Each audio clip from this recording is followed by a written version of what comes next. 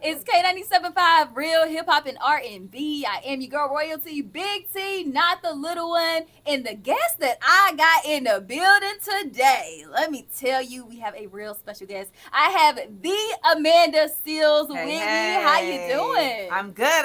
I'm great, actually. Great to be here. Thank you so much for having me. Good, good. Now you are on tour, right? Yes. It is called the Unlikable Tour. Yes. Where did you come up with this name, and why are you so confident saying, you know what, I am on the Unlikable Tour right now? You know, you got to take insult and let it inspire. Sometimes you got to do that. And so there was a very public excoriation, look at that, of me for like 3 months, really, where there was just a real attempt to slander and discredit my character. And the homeboy Cypher Sounds called me and was like, you got to flip it. Don't let them take you down. You got to flip it. And I was like, okay, I'm going to flip it. And I said, you know what? I'm going to call my tour the Unlikable Tour. Okay. And so it started as that, but really, again, it speaks to the fact that anybody who is going to be a challenge, who's going to disrupt, anybody who's not going to let you walk over them gets called unlikable. And don't let you be a black woman having the nerve, the audacity to have a point of view, and then don't let that point of view be valid. Because then they can't even invalidate you. That's what was so funny about all of that. I was like, y'all can't even come up with something legit. Right. You just like, we don't like her. I'm like, well, okay. You don't have to buy my tickets, but others will. And so I said, let me hit this road. And that's what's so beautiful. It's like when you get on the road, you really remember that beyond these keyboards, folks come out, they show love. You just be in the airport. Let me tell you something about sisters in the airport. Y'all really be anointing. Like, y'all would really walk up on me and tell me, sister, don't let you be moved. Okay. All right. You persist. So I love being able to be in front of folks and not just tell jokes, but tell the truth. And that's what you're going to get in the Amanda Seals show. Okay. And you know what? I actually didn't even want to get into this question this early, but you said it, you hit it, so let's get into it. So it is Mental Health Awareness Month. Okay. And you're like, wait a minute. I was like, royalty. Where are we going with it? No. It is Mental Health Awareness Month. And like you kind of said, you are no stranger to looking up and you're trending, and sometimes that might not be favorable. So how are you able to maintain your mental health when it is those moments? I mean, it takes a village, to be honest. And I think a lot of people try to pretend that that's not the case. I am not somebody who's going to sit here and tell y'all like, yeah, it's just water off my back. Yeah. I'm a soldier. I am not a soldier. Okay. I am resilient. And what resilience means is that even though you may feel the blows, it doesn't stop you from still moving forward. Right. Okay. And so, but it doesn't mean that I don't feel the blows. So it's a combination of, I have a therapist, I have a psychiatrist, and I have friends who are really proud to be in my circle and also to be protectors, because that's the other thing. A lot of us, we feel so guilty, like, ooh, I don't want to trauma dump on somebody, or I don't want to bother my friends, etc. So it's been really dope to have friends who will verbally say, I'm here. Yeah. Call me, like I'm here. Do not think that you can't call me, because I'll just not, because I don't want to be on nobody's, add to nobody's stress.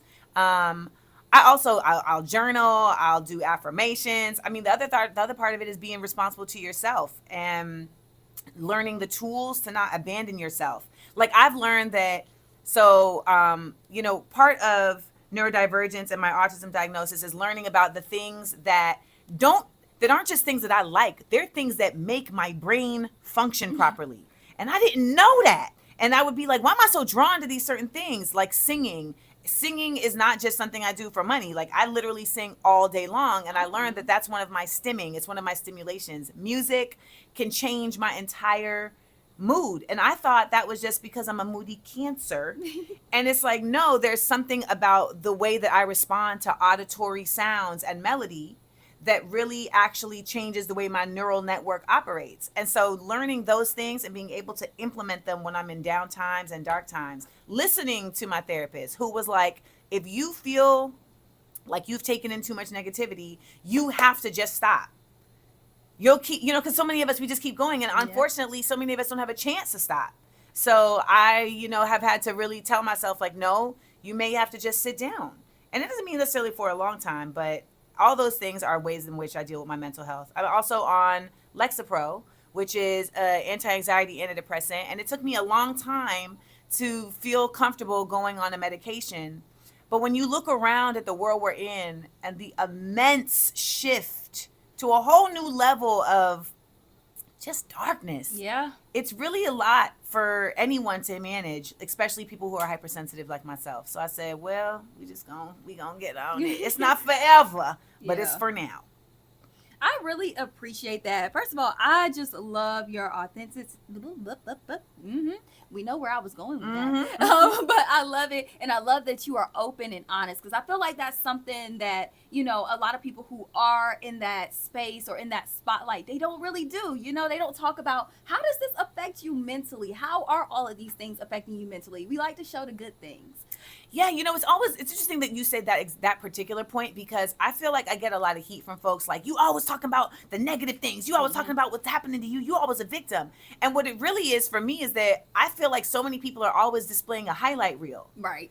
And they're not really actually talking about the real things that happen. And there's this false glamorization and glorification that everything is copacetic and that everybody is acting, on the up and up, even though we know that is not the case. And so when it does happen to folks, they don't feel comfortable talking about it. They don't feel they don't even believe themselves sometimes. So I feel like for the folks that do get me, they understand that when I share my stories, what I'm really doing is trying to disrupt this false sense of like purity and perfection. Yes, Yep. Honey. Yep. Like every queen has to adjust their crown. Royalty. Okay, period.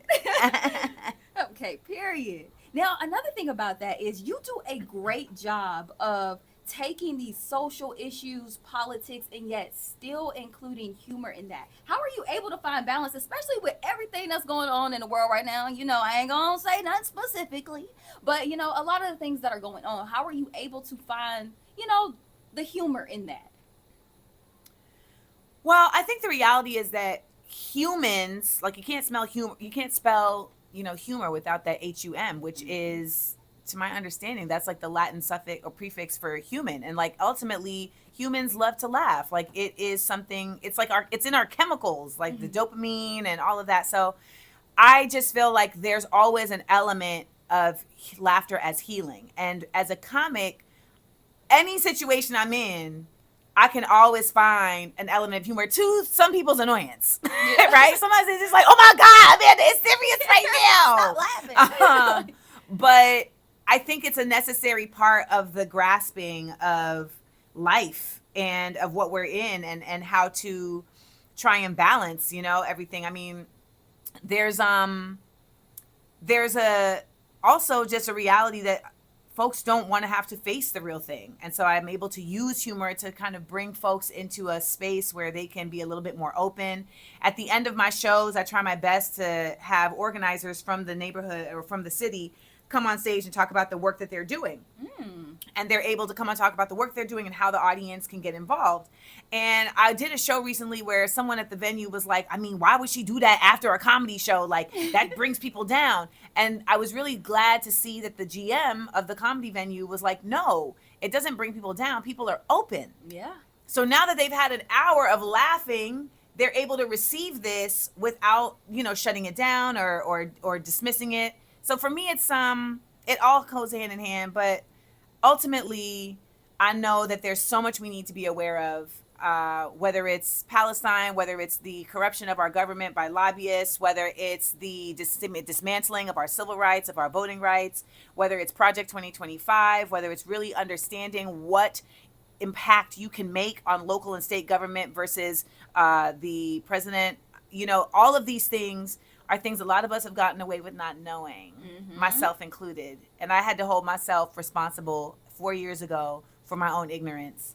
And I've really committed myself to learning and committed myself to being an educator to the folks, and humor is how I do it. I love it. I love that. And you are going to be at Good Night. Yes, And- we're going to talk. And let me just also say, like, Go we ahead. don't just talk about politics. Like, Yeah. we don't talk about a lot of things. I mean, I've had relationships. Yeah. So, you're going to get politics. You're going to get relationships. You're going to get, and when I say relationships, it's not just romance. It's them friendships that we're dealing with. You know, we're going to talk about just life stuff. So I think it's really important that folks understand you get a well-rounded show because I'm a well-rounded broad. You're going to get a bunch of everything. That's actually what I was going to get into. So I heard you say that you was going to pull out some new material. You know, you was going to try something a little new. So, you know, without saying too much, because I know we got to be there to get it. But what can we expect? I mean, I don't really know how to, it's, well, I will tell you this. I don't write my jokes. Okay. My jokes they all come out on stage. So I'll just more so have an idea in my mind, like, oh, I want to talk about that and expound upon it. So I have a whole bit where I talk about the difference between hood brothers and brothers from the hood. And there's a distinct difference. And so I came up with 2 more differences that I had not thought of. All right. That I will be including. So that's just one example of the new material that we'll be exploring. And let me just tell y'all, Raleigh, because I've done shows in Raleigh before where folks are so stiff. Come ready to laugh. Yeah. And if you come with your man, come ready to see your man see you laugh. Sometimes I think folks are trying to be too cute because they with their man. They like, you're trying to giggle. Yeah, don't be giggling at my show. I want hard chuckles.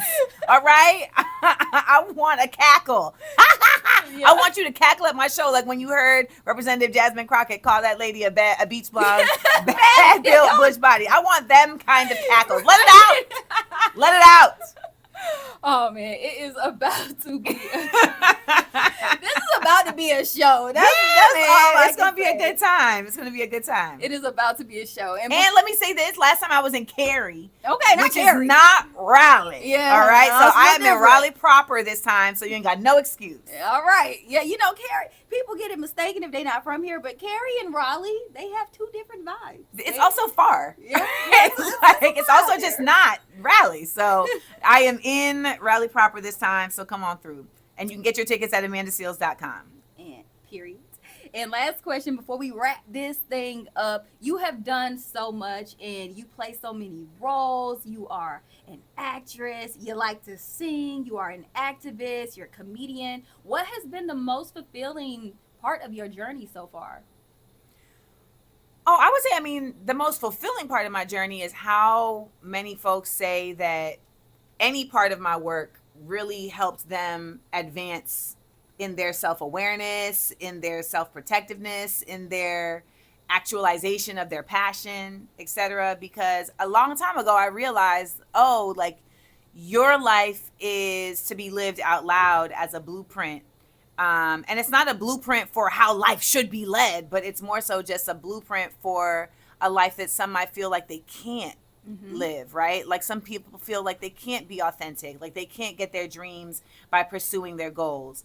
And so I've learned that a lot of my philanthropy comes in just my transparency. So I would say that's the biggest thing is when people say that, you know, I helped them. Okay, all right. Well, again, the Amanda Seales will be at Good Nights. Can you tell them one more time where they can grab those tickets? You can get your tickets at amandaseals.com. And if you can't make it to the show, remember you can check out my radio show, The Amanda Seales Show, wherever you get your podcasts. And I'm also on air here on Sundays with the Amanda Seales Weekend Show. And you can check out my podcast, Small Doses, Potent Truths for Everyday